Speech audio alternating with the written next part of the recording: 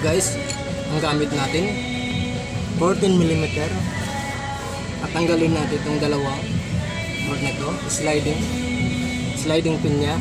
Tatanggalin nitong dalawa natin para natin ma-check, malagyan natin siya ng grasa at malinis natin.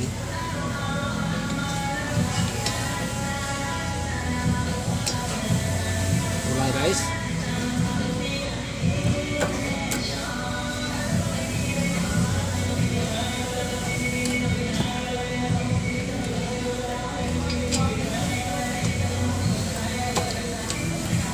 Medyo maluwag na ito guys para mabilis tayo, hindi humaba yung ating video. Napansin nyo guys, inikot ko para dito humarap sa atin, para mas madali natin siya ma-access. Inikot natin yung gulong papunta rito.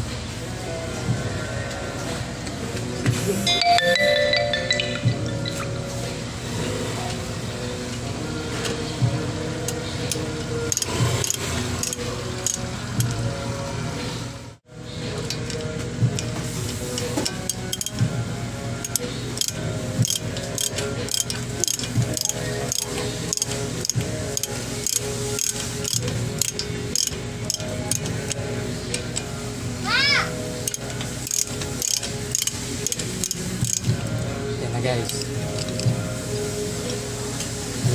tuyong-tuyo na siya guys, mapapansin nyo, tuyong-tuyo na, wala na siyang grasa.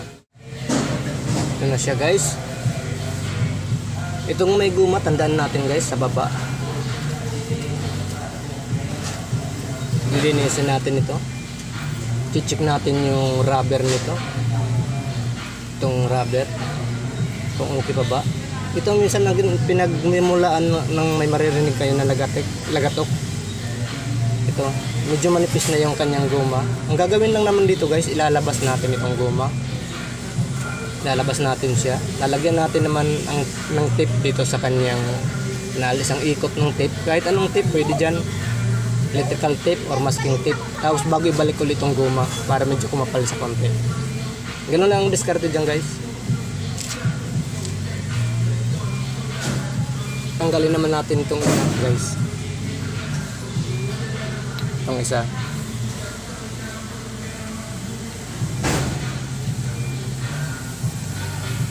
Tapos lilinisin natin to, lilihain natin itong rotor disc. Ito, lilihain natin siya. Tapos malihan natin siya guys, i-sprayan natin siya ng brake cleaner. Tapos panibagong lalagyan din natin itong mga sliding pin nya ng grasa. Tuyong-tuyo na siya guys, wala na siyang grasa, kaya hugutin natin ito sang isa guys. Kailangan mahugot ito para palitan ng grasa at malinis siya.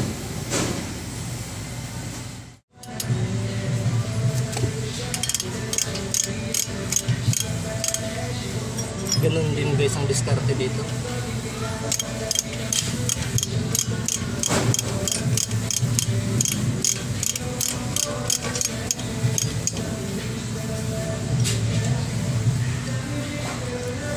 Pansin nyo guys, tuyong-tuyo na siya, wala na siyang grasa. Lilinisin natin siya, lagyan natin panibagong grasa. Ganun lang kadali guys. Ito na, huwag kayong magkakamali dito guys, pareho lang pala ang haba. Yung ano niya, yung guma niya, ito medyo manipis na siya. Tatanggalin natin, ganito guys ang ibig sabihin ko. Kung natanggal yan, ito ganito, maglalagay ka lang ng isang ikot ng anong available sa inyo, yung electric tape, masking tape. Isang ikot lang bago ilagay naman natin ito ulit. Pati ito. Ito ang pinagmumulan minsan guys na may maririnig kayo noon lumalagatok. Isa rin ito. Lalo pag na pupunta kayo sa mga patag tapos mayroon ko konting mga lubak, tak tak tak, gumaganon yan siya. So kailangan to guys, linisin lagyan ng panibagong grasa. Gaya ng sinabi ko kanina. Sige guys, tatanggalin natin. At saka guys, huwag kalimutan ninyo maghanda ng panali nito. Tatanggalin na natin ito. Tatanggal na natin siya.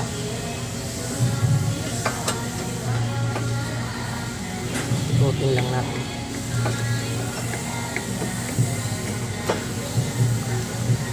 Yun. Tatalian natin siya para ano.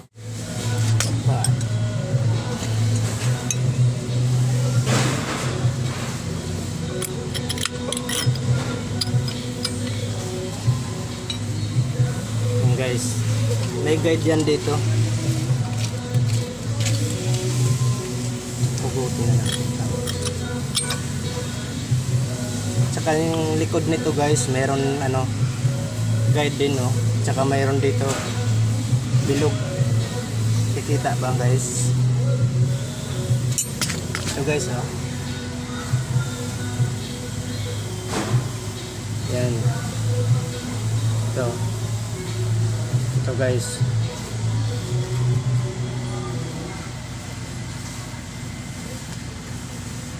Di kayo malito. Ito guys. Ito yung butas na to. Nakaganon yan dyan.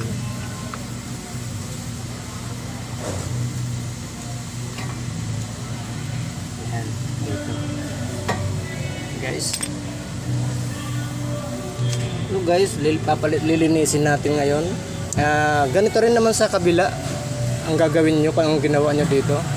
Ganon din sa kabilang gulong, doon sa kabila. Ganon din ang gagawin nyo guys. Lilinisin, lilihain ang rotor. Maglalagay tayo ng panibagong grasa dito sa ating sliding pin. Huwag kakalimutan, ito ang sa baba na mayroong guma. Okay guys.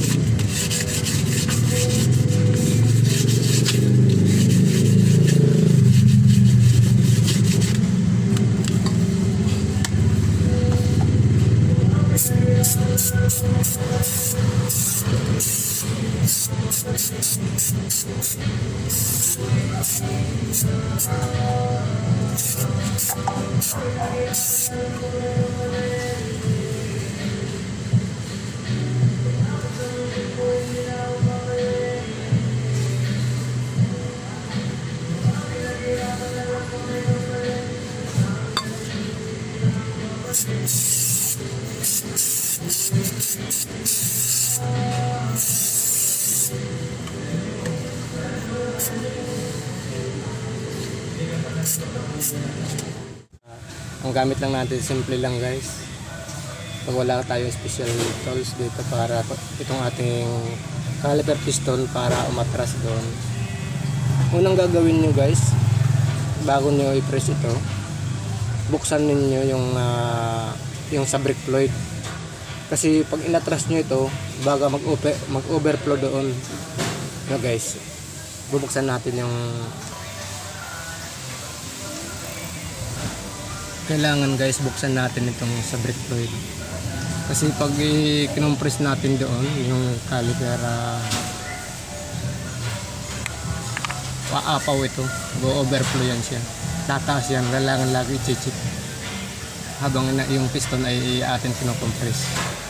Guys, so guys, dito pag wala kayong special tools, napakasimple lang gawin natin dito para ma-atras natin ito. pasok sa loob. Dahil makapal itong bago nating ilalagay na brake pad, hindi siya magkakasya. Kailangan natin itong caliper piston maatras doon. So yung iba gumagamit dito ng mga pang-compress na special tools. Tayo, simple lang gagawin natin dito, guys.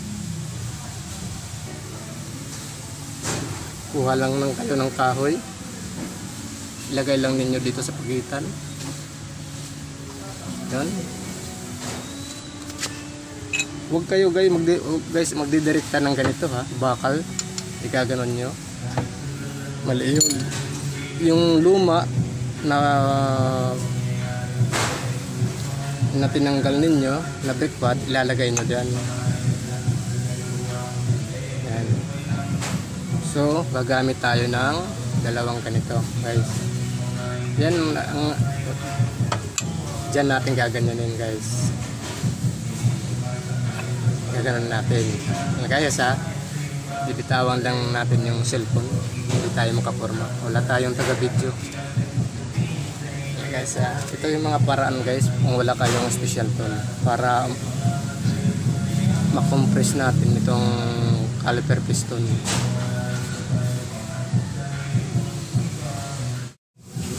Yan, guys, ganitong gagawin nyo. Itong isa patulak, itong isa naman, nakita ba? Itong isa papunta rito, itong isa papunta doon, para natin ma-compress itong caliper piston, para ma-compress siya. Ganito lang, guys, oh.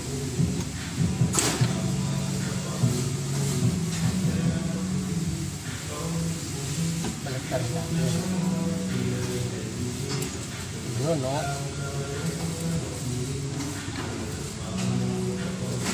Okay, diretso mo na ako. Okay.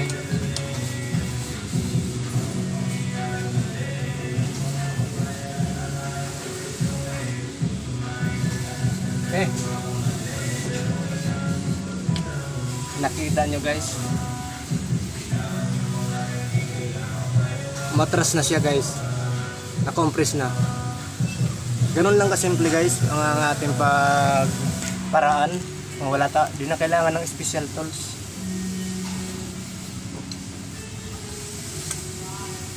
Kailangan itong luma. Yan ang ano nyo dito sa caliper piston. Kailangan lang ng kahoy. Napakasimple, guys.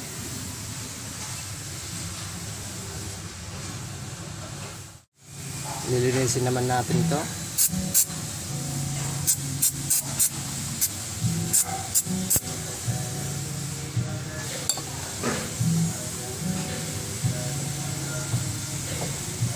Lalagyan din natin ng grasa dito, konti. Lalagyan din natin ng mga grasa itong ating bago dito sa mga tanggalin natin. Make sure lang, guys, na malinis ang ating paglalagyan, kasi matagal na naman uli siya bago natin malinis.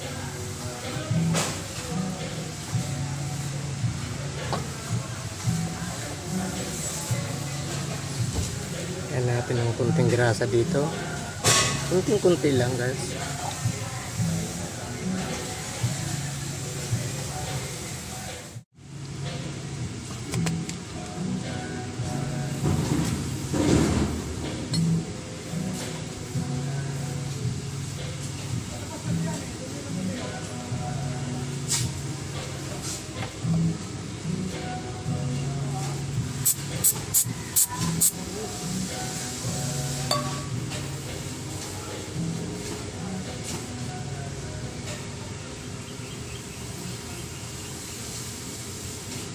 Guys, malinis na naman siya. Ito yung sa ilalim. Lagyan natin siya ng panibagong grasa.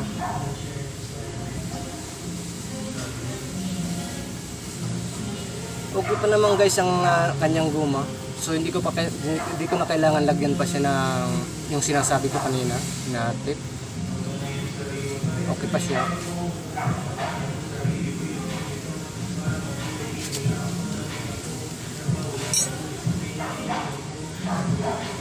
Itong isa guys, yung sa taas.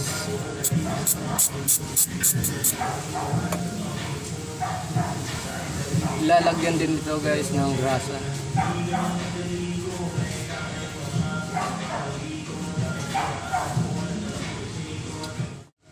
Oh guys, ito. Ilalagay na natin yung bago. Ganito lang ang paraan nito paglagay dito guys. May guide naman ito, kaya gusto ginasabi. Ganyan lang guys. Gamit lang ito ng ganito.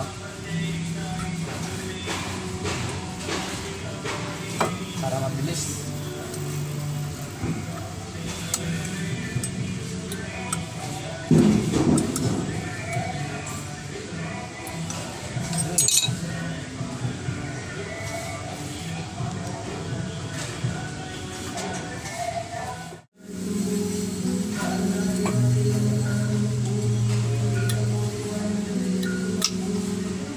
Yun guys, ganyan ang lagay niya.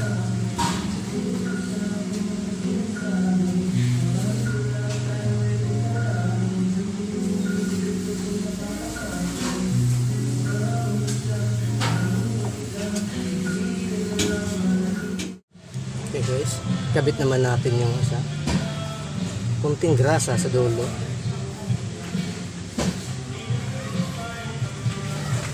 Ang grasa, kunti.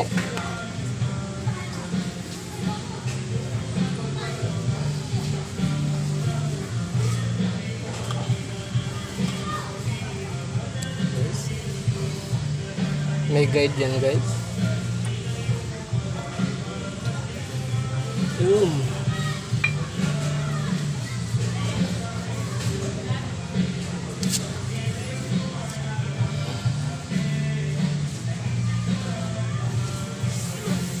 Tali na natin tali.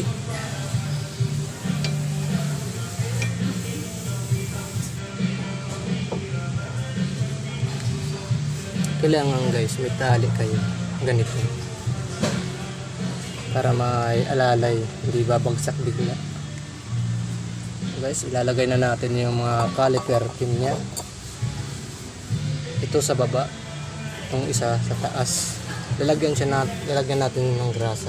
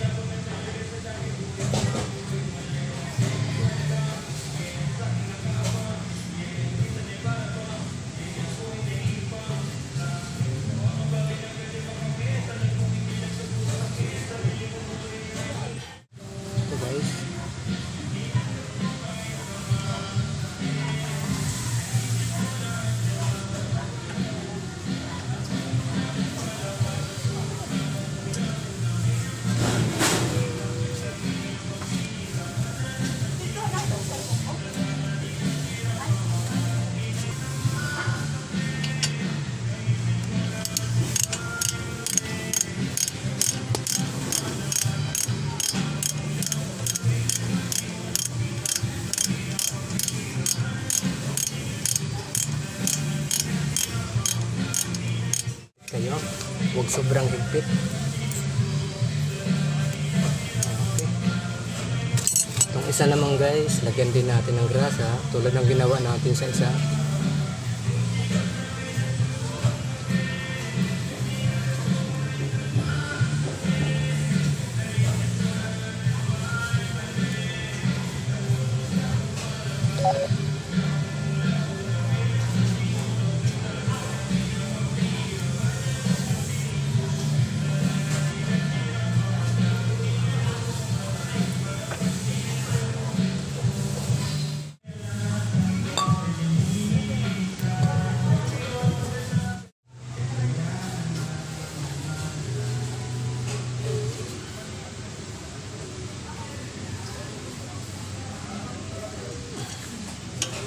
Tamang higpit lang din guys dito.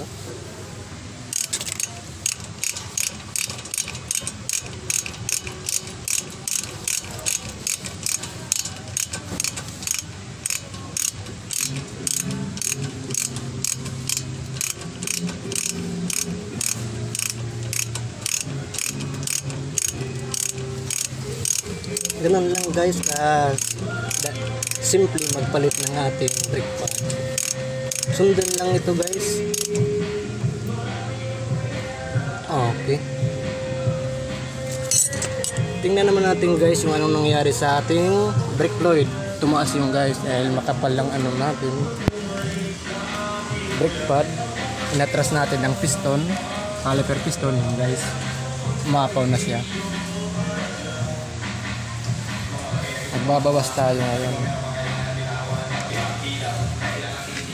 Gamitan natin ng screw.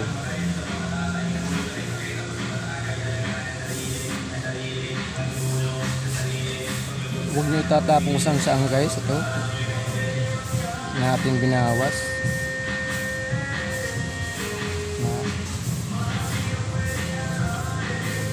Huwag ipapatak sa... Okay guys, yun lang naman gagawin guys. Pareho din sa kabila. Ito babawasan natin kasi makapaw siya dahil inatras natin ang caliper piston. Anong ginawa dun guys sa kabila? Dito, ganoon din sa kabila.